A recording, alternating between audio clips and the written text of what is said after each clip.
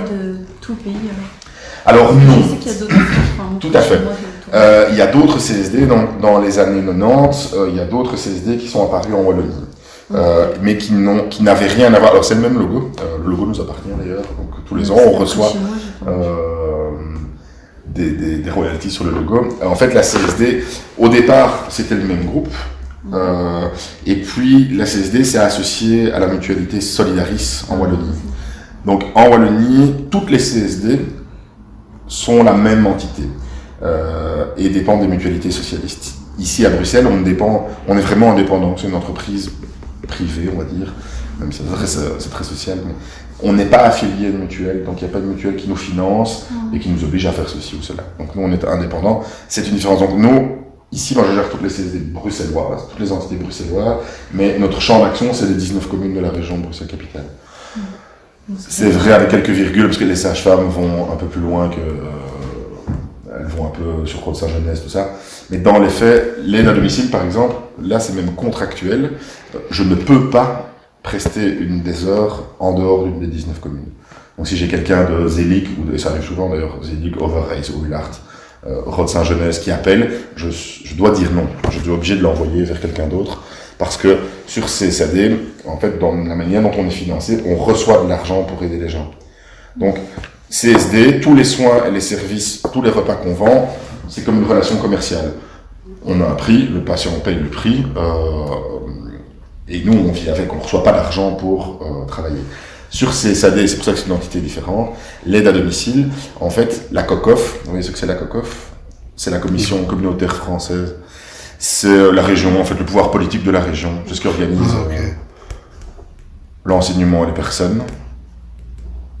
Et eux s'occupent de la problématique à domicile. Et eux considèrent ils appellent ça le contingent, c'est un stock d'heures, ils payent des heures, donc nous on reçoit de l'argent de la COCOF, et on reçoit l'équivalent de 302 000 heures, c'est pour ça qu'on a une limite, en disant, voilà, nous, pouvoir public bruxellois, on vous paye 302 000 heures par an, pour prester à domicile chez des personnes âgées. Parce que vous vous doutez bien que la personne âgée qui va payer 90 cents de l'heure sa prestation, nous on ne sait pas payer le personnel avec 90 cents de l'heure dedans. Et donc en fait on reçoit de l'argent et on rend à la COCOF ce que le patient paye dans les faits.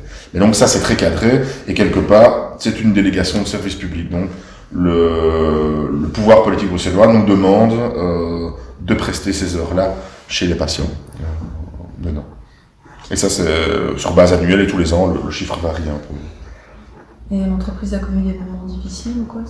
Alors, l'entreprise connaît des moments difficiles. Elle a connu par le passé, mais rien d'aussi costaud que maintenant. C'est que le monde change un peu. Donc, le type de patient change un peu. Alors, ça paraît un peu bête de dire ça, mais c'est quand même ça vraiment le nœud du problème. C'est que la personne âgée d'il y a 10 ans et la personne âgée d'aujourd'hui, ce ne sont pas les mêmes personnes. Le niveau d'exigence de la personne âgée a changé, le niveau de dépendance de la personne âgée a changé, et l'environnement de vie de la personne âgée a changé. Je veux dire quoi par là? C'est que vous avez sûrement entendu parler, il y a un très fort raccourcissement des séjours hospitaliers. Donc on ne reste plus aussi longtemps à l'hôpital, on rentre très vite à la maison. Pour les personnes âgées, c'est parfois très compliqué. Et donc, le besoin de services augmente. Parce que, c'est pas parce que le raccourcissement hospitalier, il s'explique par le fait que la médecine elle-même évolue, et donc le fait d'avoir besoin qu'un médecin vienne tous les jours voir n'est pas nécessaire, parce que l'hôpital coûte très cher.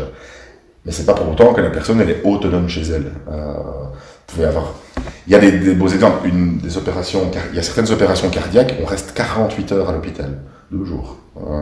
Par contre, il y a des semaines et des semaines de convalescence à la maison et de besoins, parce que les personnes ne se sentent pas bien, elles ne comprennent pas tout, et donc le besoin de service a très fort augmenté.